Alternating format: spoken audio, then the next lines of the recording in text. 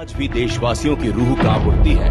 25 जून 1975 को इंदिरा गांधी ने राष्ट्रपति से इमरजेंसी लगवाकर अपने खिलाफ उठने वाली हर आवाज को सलाखों के पीछे डाल दिया था। आपातकाल से पहले ही Indira Gandhi maintenance of internal security act यानी मीसा कानून लागू कर चुकी थी। इसके तहत सरकार बिना वारंट के किसी को भी कभी भी कहीं से भी पकड़कर जेल में डाल सकती थी। इमरजेंसी में इंदिरा गांधी ने मीसा कानून का इस्तेमाल विपक्ष को समाप्त करने के लिए किया था। आपातकाल के दौरान विपक्ष की आवाज को दबाने के लिए सभी बड़े नेताओं को जेलों में ठूंस दिया गया। जयप्रकाश नारायण, अटल बिहारी वाजपेयी, जॉर्ज फर्नांडीज जैसे दिग्गज नेताओं को जेलों में डालकर जनता के विरोध को दबाने का प्रयास किया गया। 1,40,000 से अधिक लोगों को बिना किसी कानूनी प्रक्रिया के महीनों तक जेल में यातनाएं सहनी पड़ी थी। इमरजेंसी के दौरान हिरासत में लिए गए 22 लोगों की जान भी चली गई। नेताओं के साथ कालकोठरी में बंद होने वालों में सामाजिक कार्यकर्ता, पत्रकार, लेखक और असहमति व्यक्त करने वाले आम नागरिक भी शामिल थे। 21 महीनों के आपातकाल में पूरा देश जेल में तब्दील हो गया था। उस समय दिल्ली की तिहाड़ जेल में 1273 कैदियों को रखा जा सकता था, लेकिन इंदिरा गांधी ने करीब 4,000 राजनीतिक कैदियों को गिरफ्तार करवाकर तिहाड़ भेज दिया। जेल सुपरिटेंडेंट ने इंदिरा गांधी के करीबी नवीन चावला को बताया कि जेल में नए कैदियों के लिए जगह नहीं है। तब चावला ने आदेश दिया कि नए कैदियों के लिए कच्ची छत वाले बैरक बनाओ, जहां इन लोगों को गर्मी में सेंका जा सके। वहीं कुछ कैदियों को तो पागलों के कमरों में डाल दिया गया था। इंदिरा गांधी ने 21 महीनों की इमरजेंसी में जो तानाशाही की मिसाल कायम की, उसे देश न कभी भूला था और न ही कभी भूल पाएगा।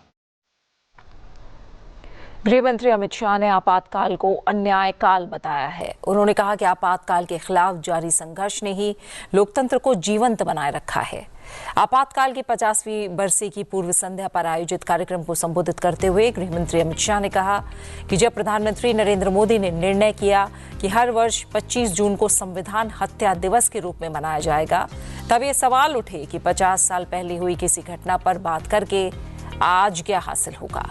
उन्होंने कहा कि प्रधानमंत्री नरेंद्र मोदी ने संविधान हत्या दिवस मनाने का निर्णय इसलिए लिया ताकि देश की चिर स्मृति में ये बना रहे कि जब कोई सरकार तानाशाह बनती है तो देश को कैसे भयानक दुष्परिणाम भुगतने पड़ते हैं।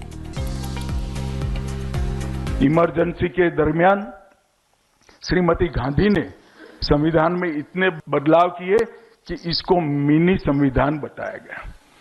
प्रीएम्बल बदल दिया, आर्टिकल 14 बदल दिया गया, 7th शेड्यूल बदल दिया गया, 40 अलग अलग क्लॉज बदल दिए गए, नए अनुच्छेद डाले गए, नए खंड डाले गए और 42वां संविधान संशोधन इसने तो इंतहाई कर दी, बेसिक स्ट्रक्चर को भी बदल दिया और न्यायपालिका क्षुब्ध हो गई, क्योंकि न्यायपालिका में न्याय देने वाले पहले ही अपने अनुकूल बनाकर रखे हुए थे और संशोधन के 59वें खंड ने अंततोगत्वा सुप्रीम कोर्ट की शक्तियों को भी छीन लेने का काम किया, लोकतांत्रिक अधिकारों को खत्म कर दिया और एजेंसीज का जो दुरुपयोग हुआ वो भारतीय समाज, ये देश, इस देश की जनता कभी नहीं भुला सकती है।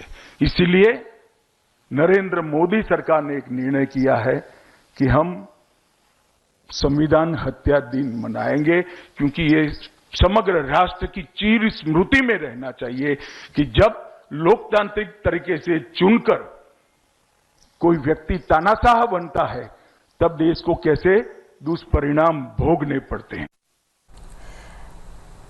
उन्होंने कहा कि उस समय आपातकाल को कोई पसंद नहीं करता था।